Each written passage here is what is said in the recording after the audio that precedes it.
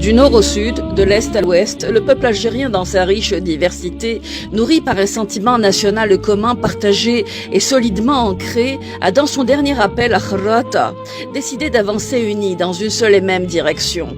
Face à de machiavéliques tentatives de division destinées à torpiller le mouvement du 22 février et à mettre en échec ses revendications, le Harak a su contourner de dangereuses intrusions. Notre diversité, source de richesse, a transformé le torrent populaire au mailles étroitement serré en une force créatrice. Ces slogans, par la teneur de leur pacifisme, ont eu raison de la perfidie. De gigantesques coulées humaines n'ont cessé de scander les Algériens Khawa Khawa, Qabaili Arbi Khawa Khawa, Jay Shab Khawa Khawa. Ce faisant, l'unité de notre nation, une et indivisible, a été ainsi définitivement consacrée. Dans de telles conditions, que faire, me diriez-vous?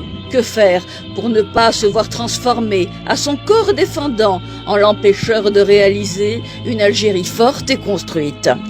Le mouvement citoyen, dans son extrême maturité, a spontanément répondu. Ouvrez le champ médiatique, et notamment en public, martèle-t-il sans cesse, un espace qui lui revient de droit et qui lui a été injustement spolié. Tournez le dos, faire fi de ces marcheurs que l'on veut peu voir ou pas du tout voir, ignorer leur existence, leur appel pacifique est une énième violation d'un droit, le leur, le nôtre, un droit, soit dit en passant, consacré par la Constitution. Ignorer leur existence est une énième injustice, une exclusion aux conséquences déjà apparentes, une démarche irresponsable qui a permis d'ouvrir la porte aux dérives violentes et à monter une partie de la population contre l'autre. Aucun média, fût-il tout-puissant, n'est la propriété exclusive d'un directoire prétendument détenteur des clés des messages à diffuser. Les médias publics, dont la mission consiste à informer, cultiver, distraire, appartiennent aux citoyens par le biais de l'État. Et c'est encore une fois par ce biais que les revendications doivent transiter en toute fluidité et sérénité. Les maîtres d'œuvre de ce désastre, ceux-là même qui donnent la parole aux prêcheurs de la division et du racisme, ne doivent plus y avoir droit de citer. Ceux-là même qui, n'ayant d'autres repères que leur cupide intérêt, ces courtisans qui espèrent grandir en rampant, creusent le fossé et entretiennent la crise.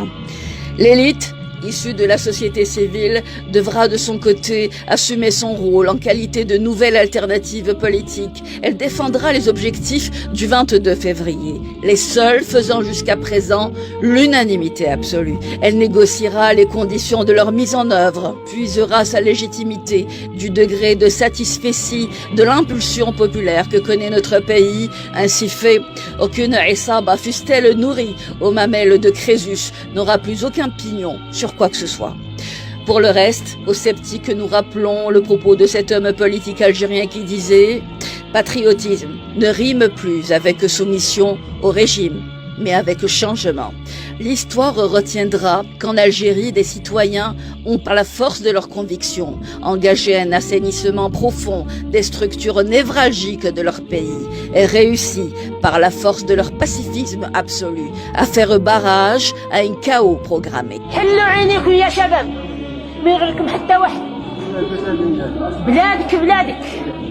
وطني وطني خير من الفراش والحرير والبطن.